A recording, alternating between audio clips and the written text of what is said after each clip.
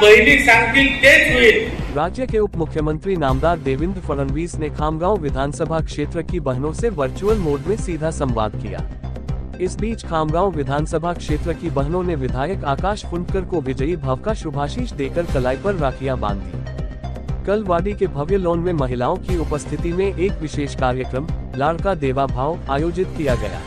आर्थिक अडचण भासवत होती ती या 3000 रुपयाने ती दूर होत आहे। तरी आम्ही या पैशाची गरज आमच्या मुलांच्या शिक्षणासाठी व चांगल्या आरोग्यासाठी वापर करू।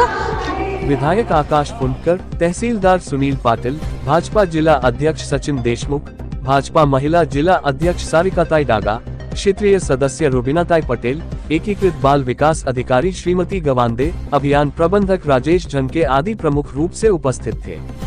आमदार फुंडकर ने खामगांव निर्वाचन क्षेत्र में उपस्थित हजारों बहनों से बातचीत करते हुए कहा कि महायुति सरकार ने लाड़की बहन योजना लाकर नारी शक्ति का सम्मान किया है।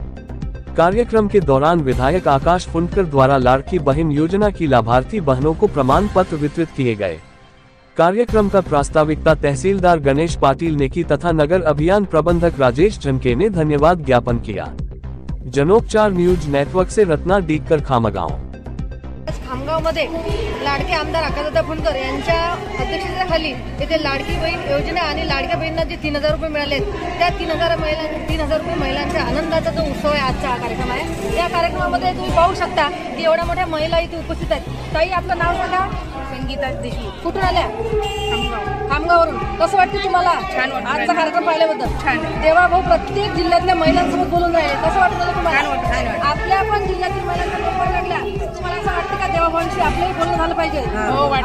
आणि योजना कशी वाटली तुम्हाला लाडकी बहीण? आणि या पैशाचं तुम्ही करणार काय आता? या पैशाचं अजून आम्ही आणलेच नाही, काढू ठीक आहे। या पैशाचा चांगला उपयोग करा आणि लाडकी बहीण योजना ही या योजनेचं महत्व ज्यांनी फॉर्म भरलं नाही त्यांना पण तुम्ही काय सांगताल की नाही फॉर्म भरायचं की नाही? तुम्ही पैसे घेतले दुसऱ्याला? कसं वाटलं काकू तुम्हाला? छान वाटलं। कुठून आलात? ताई एक मिनिट। कसं वाटलं ताई तुम्हाला? लाडकी बहीण योजना अतिशय उत्तम योजना आहे आणि ही योजना निरंतर चालत राहावी अशी आमची सर्वांची इच्छा आहे। नेहमीसाठीच ही योजना सुरू राहावी। या योजनेमुळे आम्हा सर्वांना आनंद झालेला आहे। आनंद झालेला आहे सर्वांनाच।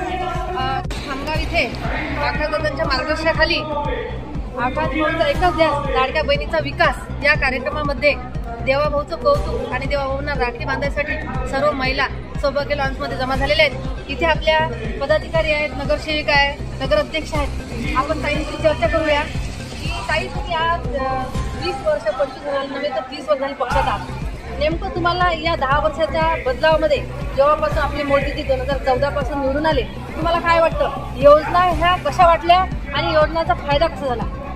ह्या योजना अतिशय उत्तम आहेत।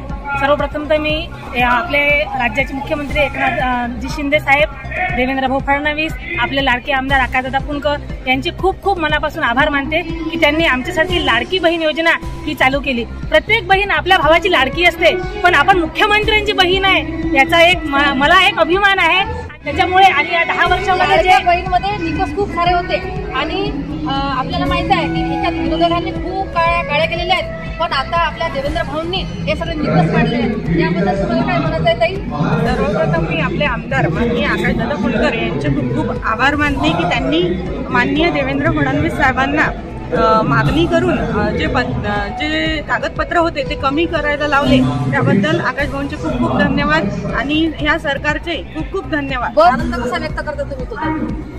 आपण बसमध्ये आता पहिल्यापेक्षा आता जास्तीत जास्त लेडीजच बसमध्ये दिसतात, कारण काय अर्ध तिकीट झालं।